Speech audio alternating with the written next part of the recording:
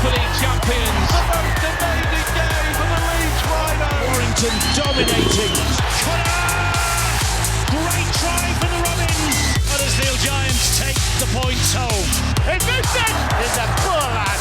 That is one sensational try. 3 in a row for Saints. The three-peat is achieved. An 8th grand final win for the Red Bee.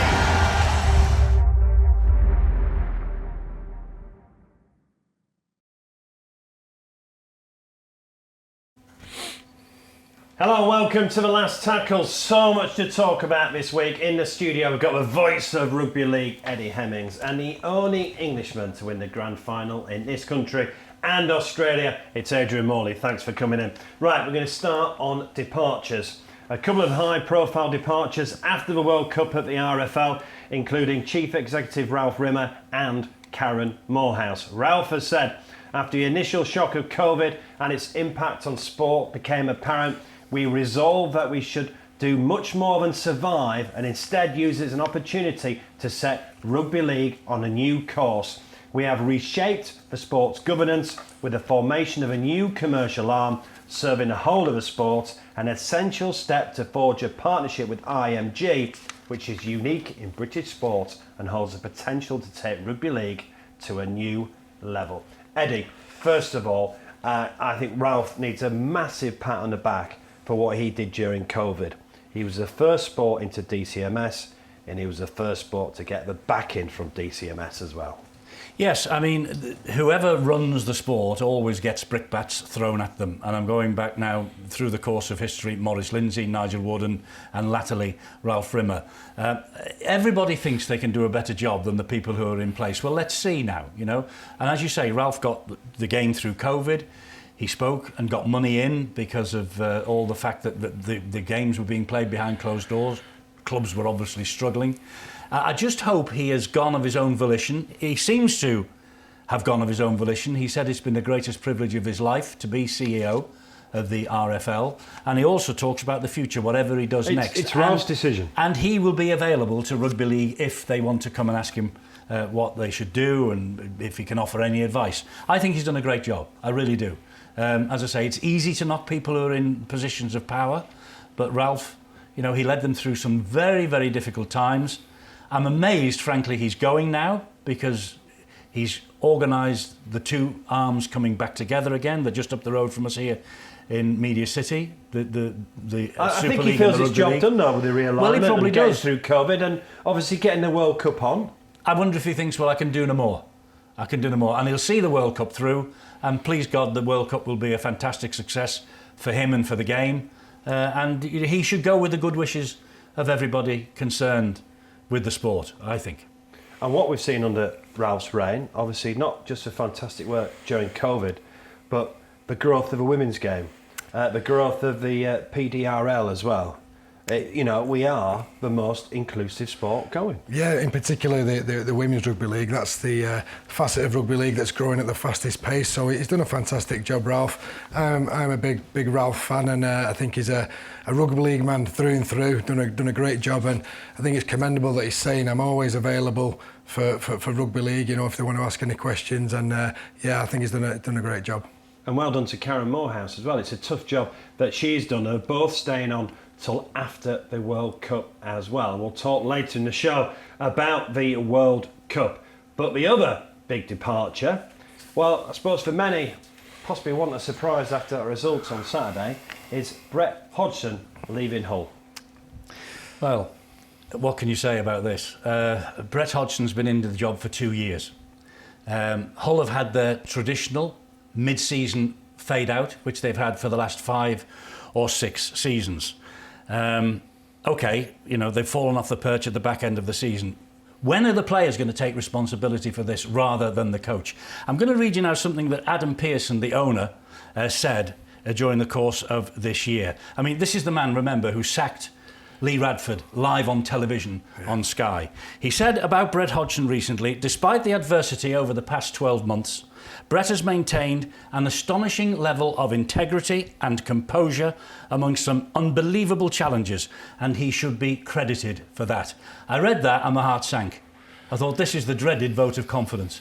I saw the result coming through on the weekend against Hull Kingston Rovers, who could only field a 16-man squad, apparently, for the derby against Hull FC, and Hull were again taken to the cleaners. My heart sank, and I thought, Brett Hodgson has gone. Lo and behold, 1:15 on Monday, there's the news. He hasn't been given much time. I mean, these things take time. Ask Thomas Tuchel at Chelsea today. He's gone. He's lost 3 away games in a row. Yeah. Who's going to take over from him? Yeah. Who's going to take over? He won the Champions League. And he won the Champions League. He won the World Club Championship, and he won the Super Cup in football not too long ago. He was, the man who was going to take them forward. Who's going to go to Hull and take the chance that he'll sign on the dotted line, and in 2 years' time he'll be out of a job? Because if it doesn't come, I know it's a sleeping giant. I know they've got vast potential. I know they've got a wonderful supporter base. But who is going to take the chance on going to? Well, Tony Smith should just think what happened to Rafa Benitez at Everton. He has been in charge of Hull Kingston Rovers. I will never forget the scenes in the dressing room over Easter when he's punching the air and then walking around, and within 48 hours he's walked out on Hull Kingston Rovers. That was after they beat Hull FC. The Hull supporters are really, really, they're keen. They're dyed-in-the-wool, black and white supporters. Is Tony Smith the right man for the job? Michael Maguire is available in Australia again. Sean Wayne has even been talked about, because Sean is out of a job at the end of the World Cup when England either win or don't win it in November. I think you've got to be a brave man to walk across the threshold of the stadium in Hull. I think the difference with Tony Smith is he left Hull KR by his own will. There was a clash of personalities there, so it wasn't. Do you think he'll get his own way with Adam Pearson? Well, I think there's something wrong with the culture at Hull FC. That's quite evident. But wherever Tony's gone, having worked under him as well, he has sorted out the culture. And they're a club, as you mentioned, sleeping giants, lots of money available. So I think Tony Smith would be a fantastic fit. I think he will sort the culture out, and the fact he's living over there, I think it's all the stars are aligning really. And I think Tony's the guy who loves a challenge, and I think Hull FC would be silly not to speak to a guy of his stature and watch this space. So I'm sure there'll be something along them lines. When Lee Radford won the Challenge Cup for the first time at Wembley in Hull's history, Adam Pearson said, as long as I'm the owner and chairman of this club, Lee Radford has got a job for life. There we go. Lee Radford's now at Castleford. I would be, if I was a coach, and I'm not, thank God, I would be wary. Yeah, well, it's a results-driven sport, absolutely. And but all the money Hull have they spent. weren't battling relegation, most. They finished ninth. Well, there wasn't. No, but they had a great start again, didn't they? They did have a great, but as they have done year on year on year. Mid-season comes and Hull black and whites drop off the That's perch. what I'm saying about the culture. There's something wrong where you start great players, great squad, and then something happens and they suddenly fade. Where I'm sure Tony will be able to sort that out if given a chance. So Tony Smith, Michael Maguire, Sean Wayne, Uncle Tom Cobley and all, whoever it is, will go in and all the players will be out the door, will they? No, I'm not saying that, because they are quality players. It's the coach who needs to sort out the culture and the and the camaraderie, etc. And as I say, having worked under Tony, you're a diplomat. I know he is there. I know There's a few departures been announced at Hull. We have got some playoffs to talk about, but before we talk about the playoffs, we found out about another departure last week. It's Christian Wolff. Let's hear from him. Christian, we'll start with obviously the big news at the moment. You've confirmed that you'll be leaving the club at the end of the season. Almost a sense of relief now that news is kind of out in the public and you can just get on with your job without people asking you about it all the time? Yeah, look, there is a little bit. It was a decision that we made that we were going to go home a little while ago, and as a family, and it's the right thing for the family, and it's the right time for the family as well. And obviously, I had those conversations with the club, and I had those conversations with the players a little while ago. But we had to make sure that, from everyone's point of view, I suppose that the timing was right, and in terms of making an announcement, and right from my point of view. Right from the team's point of view, right from the club's point of view, and that's why it's taken a little while. And there is a sense of relief, I suppose, because I've got to sit there and answer questions and almost try and bat those away without really giving any answer, and that's not comfortable and not what you like to do. So it's certainly relieving to have that out. And I wouldn't say I'm happy. It's there's plenty of things to look forward to, don't get me wrong. I've got a great opportunity over in Australia and something to really look forward to there. At the same time, I'm going to really miss here. I'm going to really miss living in England and living in St Helens, and especially the club and especially the people at the club that I get to work with all the time. So it's a little bit bittersweet there. Yeah, good luck to Christian Wolf for the rest of the season. Won the grand final twice, won the Challenge Cup as well. What a job he's done. What a job. It's been an absolutely... Especially after taking over from your mate, you know. Exactly, you know, and I think he's took Saints to another level. Massive fan of Christian Wolf, and, you know, if he does get his hands on the grand final this year, it couldn't, you know, it's probably a perfect stint. 3 years, 3 grand finals, throw a Challenge Cup in there, and, you know, it's great that, you know, we talked about Brett Hodgson. You know, unfortunately, he's gone the other way, but he's leaving on his terms now, Christian, with a great record, going to it with arguably the greatest rugby league coach who's ever lived in Wayne Bennett. So we'll obviously learn something from Wayne, and I think he's just been great. And just listening to him, I just love the way he talks, and he carries himself. He is, and he's been great for the Saints club, obviously, and he will be sorely missed. Eddie, I spoke to him at the beginning of the season, and he told me how tough it had been personally. They moved over here. They've been here about, 6 weeks. We went into lockdown. Yeah. And he'd not been able to go back to see the family in Australia at all, because obviously Australia had even stricter restrictions than we had. Indeed, and you take your hat off to him for the job that he has done at St Helens. I think it's sad. I really do think it's sad for St Helens, because no matter what you say about that club, they build dynasties, and, you know, Christian was part of that building process. He's going back as a winner. He's going back as an assistant coach. I know he's going back to work with Wayne Bennett, and he will develop under Wayne Bennett. Obviously, I can understand that 100%.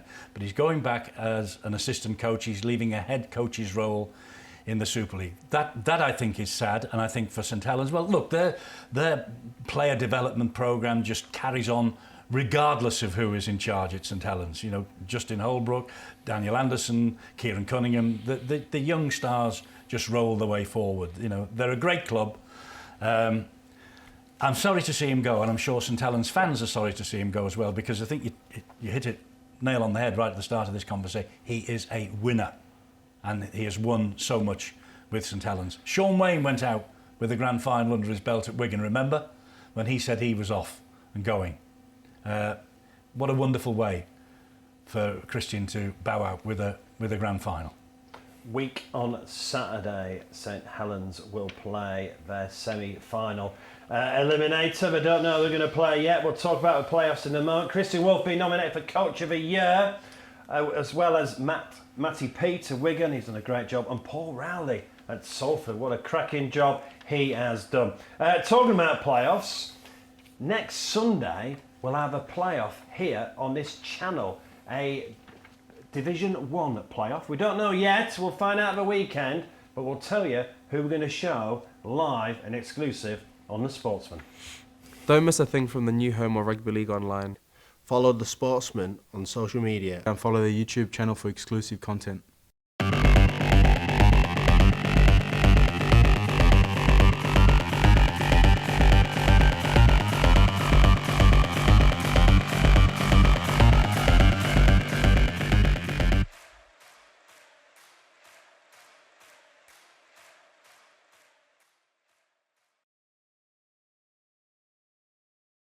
So I'll let you know the League One playoff, which game we are showing very early next week. But talking about the playoffs, it's the playoffs now in the Betfred Super League. Let's just have a reminder how the playoffs work. Super League, a guide to the playoffs. At the end of the 27-round regular season, the top 6 clubs advance through to the Betfred Super League playoffs. Each of the 6 teams are given a ranking based on their league position, with the league leaders ranking number 1 and the bottom team ranking number 6. In Week 1, known as the Eliminators, the 3rd-ranked team play at home to the 6th-ranked team, while the 4th-ranked team play at home to the 5th-ranked team. The losers of these games are eliminated, while the winners progress through to Week 2. The 1st and 2nd-ranked teams are awarded a week's rest in preparation for the semi-finals. In Week 2, the semi-finals, the top-ranked team play at home to the lowest-ranked winner from playoff Week 1. The second-ranked team play at home to the highest-ranked winner from Week 1. The winner of each semi-final progresses through to the grand final at Old Trafford to determine who will be Betfred's Super League champions.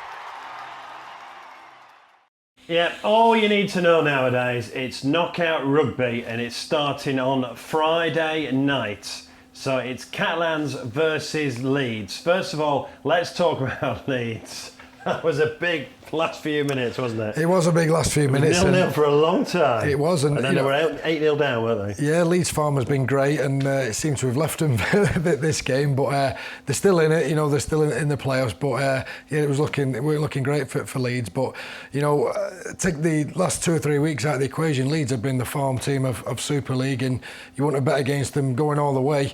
But they've just had a bit of a blip the last couple of weeks, so it'll be interesting to see how they go on Friday. It's going to be a tough challenge. It's always tough going over to Catalans, and Catalans seem to have a bit of a resurgence as well. So it's going to be really tough for Leeds. But yeah, I think if I was a betting man, I'd say Catalans would have the money on this one. Well, they played each other recently, of course.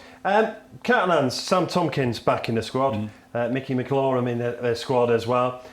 They just seem to be possibly getting key players back at the right time, the Catalans, don't they? They certainly seem to be doing that, exactly. And they had the luxury of naming the 10 youngsters last week against Wigan. So Steve McNamara interviewed before the match. He said he wasn't particularly happy about it, but with 3 games in 9 days, he had to do something. He's left his first team basically at home, with the exception of Drinkwater. And, they will be ready for the semi-final when it comes. It comes against the Leeds Rhinos, as you say. I mean, just harking back to Ralph Rimmer, the double-headers have gone under Ralph Rimmer now. That's probably his last major decision. The double-header at Easter is now gone. And you cannot begin to understand just how torrid it is for the players. I mean, Adrian's done it, how torrid it is to play 3 games in 9 days. And that's why Catalan left as many of their first team squad at home last week.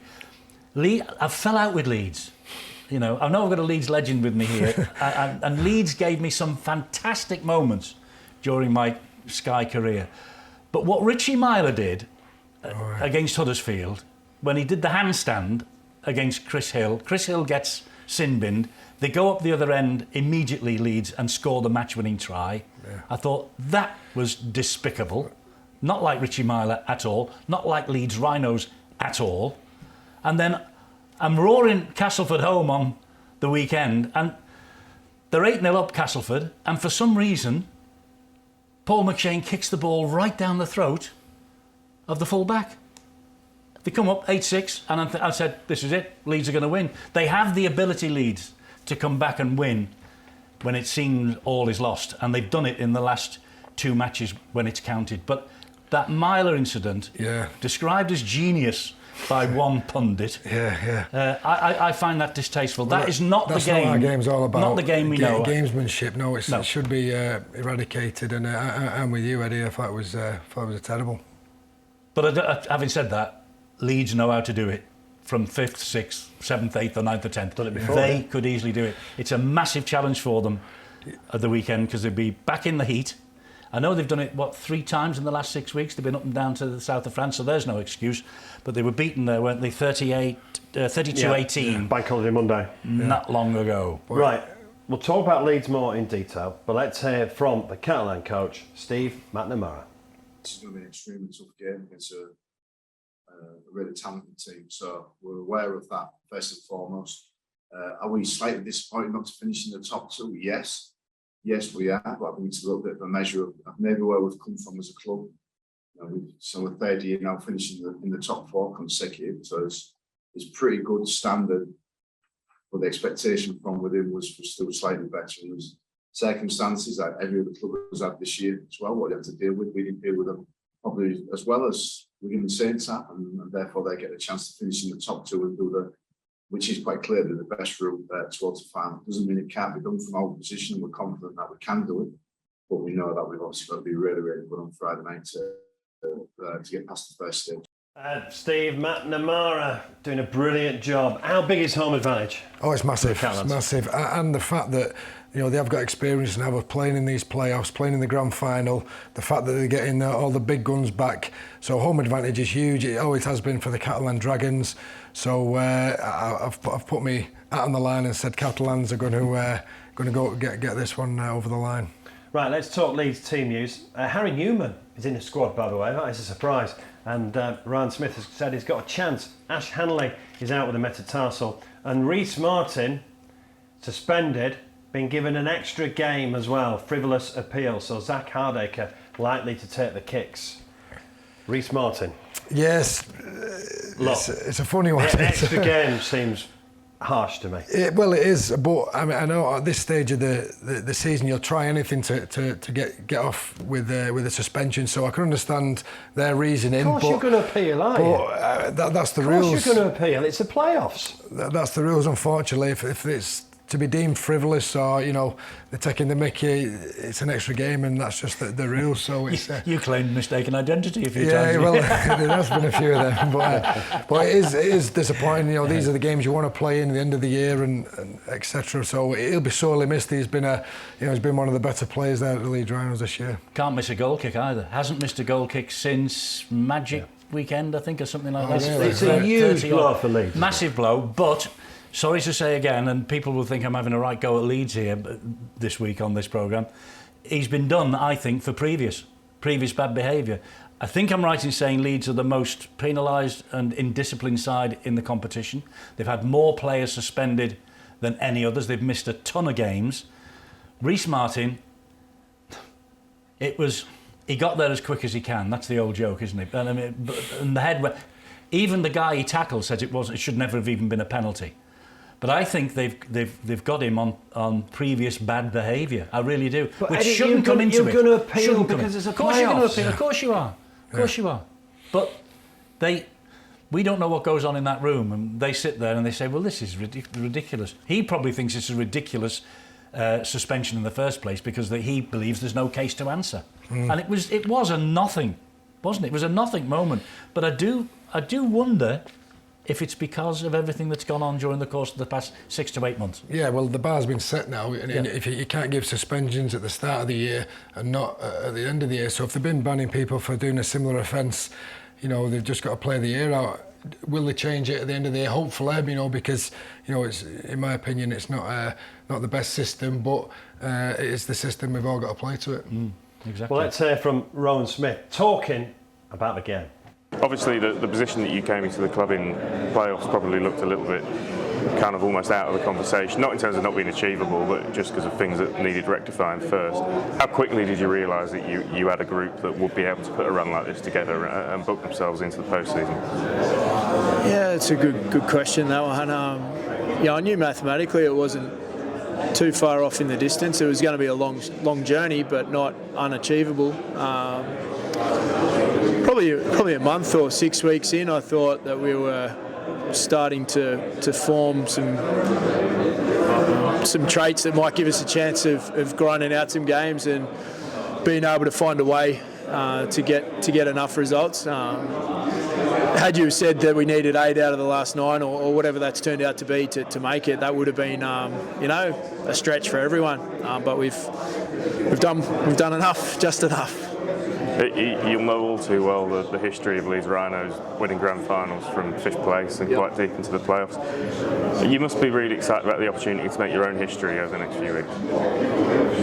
Yeah, we've got to get the first week done to get a second week for sure, and that's the challenge. But for the club to be thinking about having a crack from 5th again brings back fond memories around the club and good positive energy. So we've got a huge task ahead on Friday to travel on a short turnaround, but it's a travel we've done a few times recently, so looking forward to it.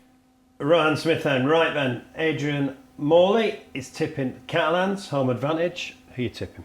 Well, I'm going to get myself back in the good books with the Rhinos fans. I'm going to tip Leeds. I think they've got it in them to go there and win. I really do. And history is on their side. So the Rhinos for me.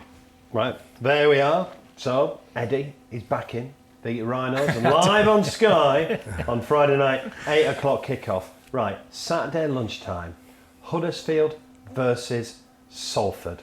Let's hear from the former Salford boss, is now the Huddersfield coach, of course. Let's hear from Ian Watson. Salford in the playoffs, it was almost written in the stars, wasn't it, that you were going to end up against them? Yeah, it looks like it. Things happen for a reason, don't they? So, yeah, we can't worry about who we're playing. We've got to control just what we can control, and that's our own performance now. So, well, it's Salford, and there'll be a lot of kind of hype in and around that because of ex-players that we've got from Salford, and obviously me being the ex-coach from there. We're two different teams now. Rowley is in charge of his club, and I'm in charge of mine, and it'll all be about what we do on the day. How much better off coming into this playoff series are you, having had the experience of being in a Challenge Cup semi-final and obviously the final? Yeah, you'd like to think that'd help, especially with the amount of young lads that we have. We have a lot of young British players who play in our team and play in our squad as well, and experiences like that make you better, and you learn from them experiences as well. So hopefully that can help us drive us on through these playoffs.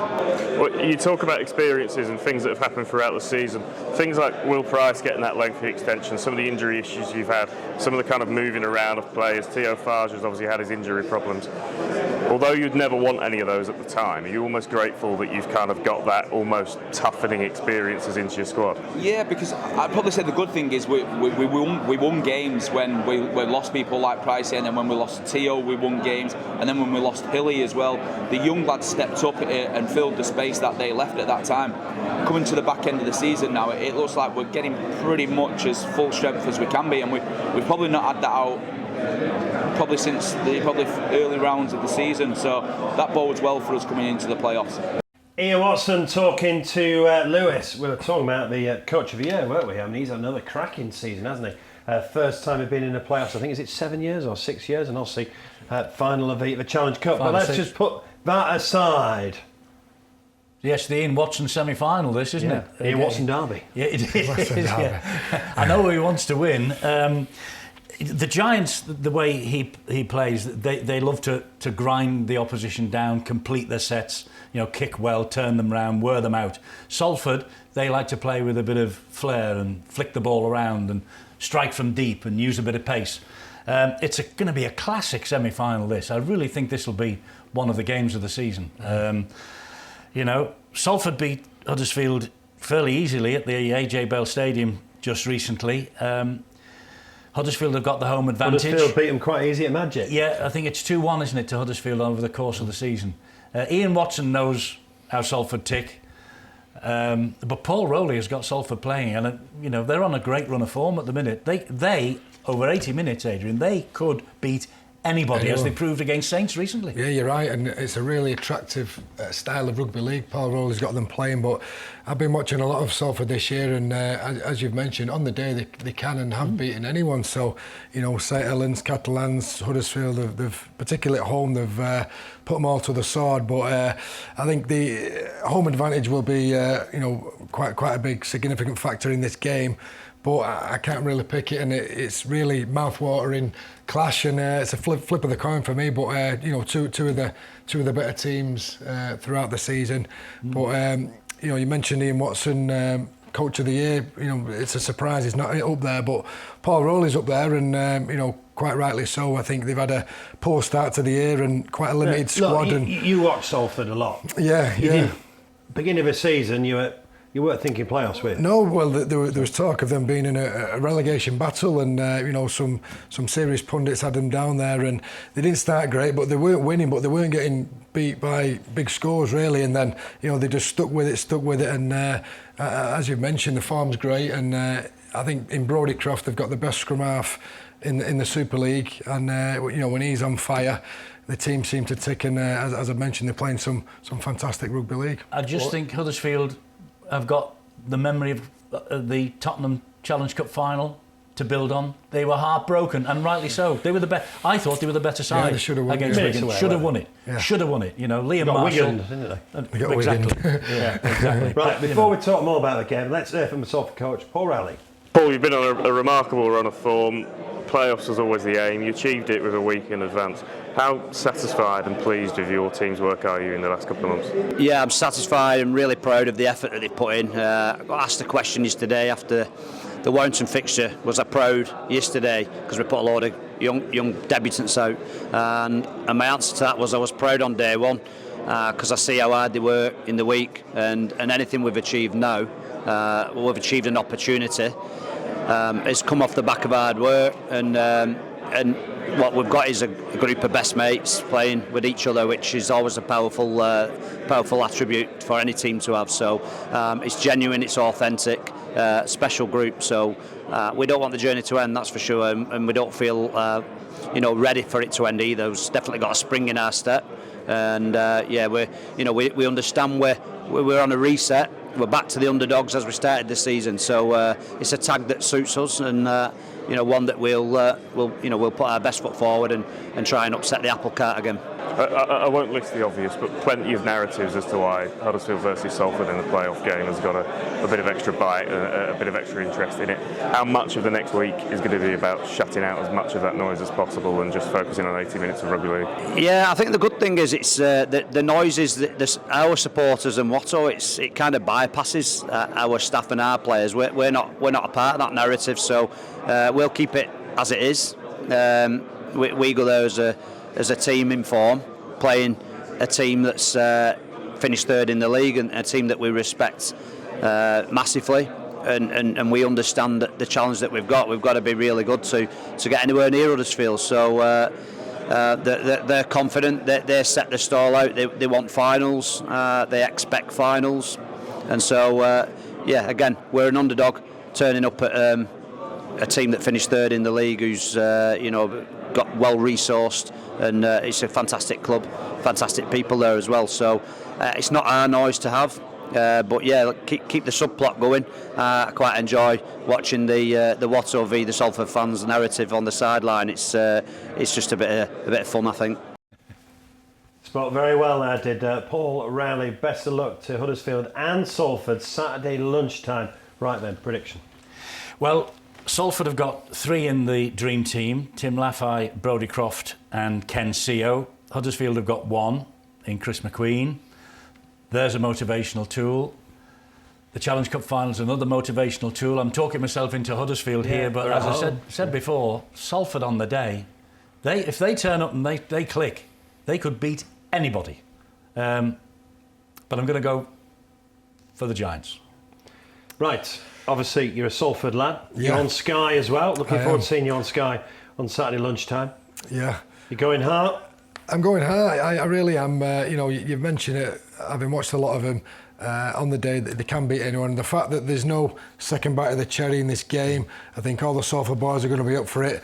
And it's going to be really close. It's a flip of the coin, but in many respects, it's a bonus for Salford, because Huddersfield have known this for weeks, haven't they? Yeah, pretty much. Yeah, so I just think Salford rested a load again at the weekend. They did. So they've had the fact that they made the playoffs a week before the end of the season is great. So they could really focus on this game, and a close one. But I'm going to go for Salford. Right, Salford. Right. Let's have. Didn't really think you'd go for anybody else. No, I wouldn't be able to walk around the street, would I? If I went for Huddersfield. I think you'd be all right, man. Right, it's time for Try of the Week. Hello and welcome to Try of the Week. I'm Ross and here are this week's contenders. Try number 1, it's the Women's Super League semi-final, Saints versus Leeds. Courtney Winfield-Hill with the cross kick high into the air. It bounces kindly for Sophie Robinson, who has the space to cross over for a second of the day. Try number 2, and to Oldham, looking to secure a place in the League One playoffs. It's intercepted here by Owen Restall, who puts his foot on the accelerator and Hunslet can't keep up. It's a tremendous effort from Restall, who runs the length of the field. He crosses over and he helps the Ruffians snatch a playoff place in League One. To the Super League for try number 3, and a special day for St Helens, who secure the League Leaders Shield. It's Hurrell on the rampage now, with a pass on the inside to Lomax, to Roby, who palms off the defence, back to Lomax, and this is classic St Helens. It's finished off nicely by Matty Lees, and Saints are the League Leaders 2022. Try number 4, and the Rhinos trail at home in the dying minutes of this playoff decider. The kick is straight down the field into the arms of Myler, who loops it out to Hardacre. Hardacre comes back on the inside and takes on the defence. It's a break through the line with just 6 minutes to go. He's got the pace and he's got Leeming by his side. The pass is timed well and the home support go wild. Leeming dives over to keep the playoff dreams alive for Rhinos, and look what it means to the fans. What a try and what a finish. We stick with the Rhinos for try number 5, and it's the wheelchair team looking to claim the league leaders shield. It's been a dominant first half from Leeds. Simpson with the ball now towards the line to Josh Butler, who touches down with ease. Try number 6, and it's the GB Women's Senior Tag Team. Litcher runs onto the ball with speed. She slices through the defence, weaves her way round another, and it's a wonderful try from Litcher to push Great Britain further in front. Try number 7, and of course we couldn't miss T. Ritson off the list. He's at it again here with his dancing shoes. It was a lovely sidestep to cut through the defence, and he's away again. The Dewsbury defence scrambling to stop the raider, but this is T. Ritson. He can't be stopped. What a man, and what a try. And finally, try number 8, it's London Broncos versus the Lee Centurions. The pass is fumbled by the Broncos, and Superman Blake Ferguson is there to collect. Ferguson's out of the blocks here with London playing catch-up. He's flying solo and crosses the line under the sticks with just enough time to tease the defence. It's another week and another try for Blake Ferguson. 8 tries, but only 1 winner. Head to the R-League app now to vote for your favourite. Yeah, get voting now. We're running out of time. We'll be back next week when we can be building up to 2 cracking semi-finals and the women's final as well. We'll be building up to that next week. Right then, I think we've got 2 cracking playoffs to look forward to. Yeah, we have. I've gone for Catalans and Salford, but two great games in the prospect. The fact that there's no second chance now, and this is what you play rugby league for, to play in playoffs, playing semi-finals, playing finals. So can't wait. Final word? This is where the juices start flowing, isn't it now? As Adrian says, knockout football, semi-final football, quarter-final this week, semi-final next week, then the big one itself. Can't wait. This weekend will be good. Weekend after will be better, and the grand final, well, you don't need to say anymore. It's a grand final. Right, we'll see you next week, building up to our semi-finals. Take care. Celebrate 25 years of grand final glory. Robinson, what a try! The culmination of the Betfred Super League season at the iconic Old Trafford. Bring on the atmosphere. Bring on breathtaking moments. Bring on history. Betfred Super League Grand Final. Bring it on.